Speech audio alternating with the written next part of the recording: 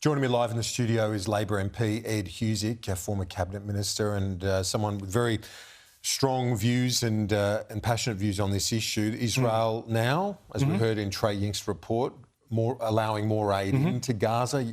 Obviously, you welcome that. Well, we've seen since March the way in which aid has been throttled going in to Gaza. That has been a deliberate decision by the Netanyahu government.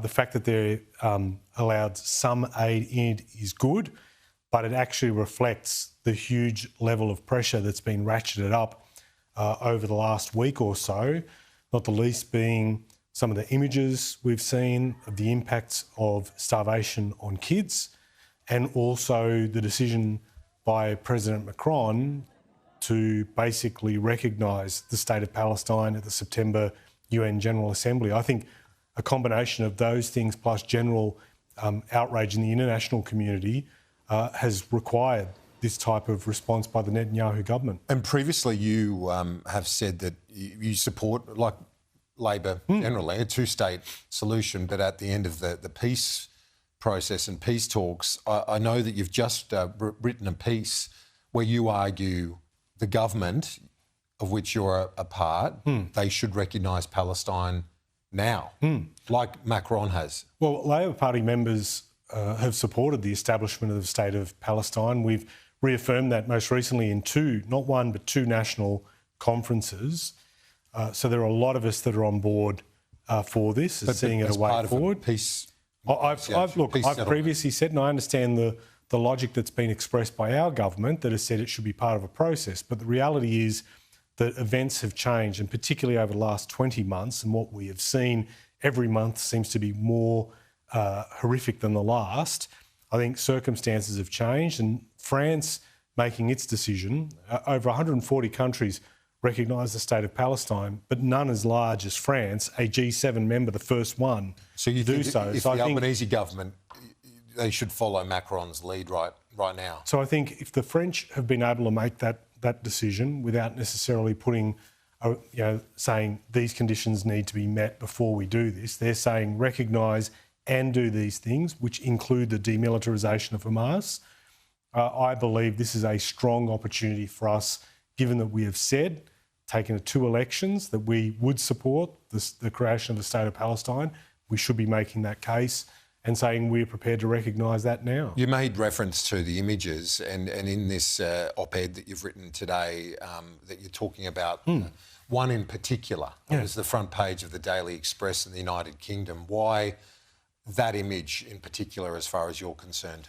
Well, I think if you look at the screen, the image of that 1-year-old who weighs the same as a 3-month-old baby as a result of starvation, that prompted the Daily Express, which is a conservative outlet, to say, for pity's sake, stop this now. Those images have driven that type of reaction. Bear in mind, as has been observed by medical practitioners, the first 2 years of a child's life are the most critical in its development, and to withhold nutrition and food at that point has long-term ramifications on the health of someone. You know, Israel rejects the argument, though, that it's withheld it and that the whole thing could be dealt with if Hamas just returned the hostages. Should we be putting more heat on Hamas to say, as opposed to the democracy of Israel? You know what? I think most average Australians who see the images that are coming out and they're reported by a raft of different outlets, they see what they see and they can make a judgment on whether or not that type of statement out of the Netanyahu government stands. To your second point, you're absolutely right.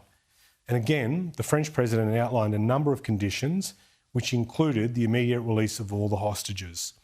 And I get too that there'll be an argument that says, well, France doing this might strengthen the hand of Hamas and make them more belligerent in accepting it.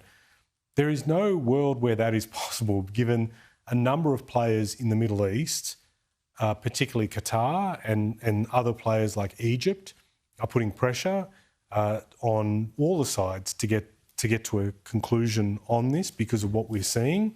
So there are a number of players that are putting pressure there.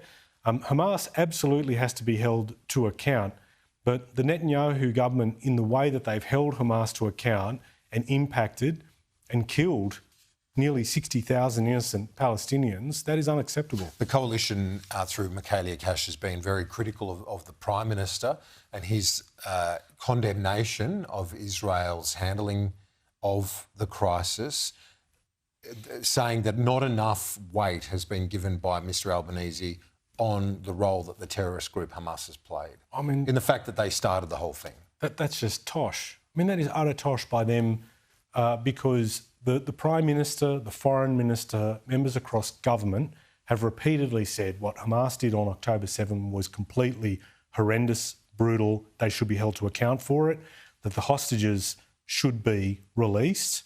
That has been a constant through. You know what's been missing in this? What's been missing is the coalition. I would just like to see a senior coalition person come out and say that seeing 57,000 innocent Palestinians being killed in the way that they have through the conduct of that campaign is wrong, of which nearly a third have been children. The coalition can't say they're pro-family. Well, their argument... No, hang on a second. Right.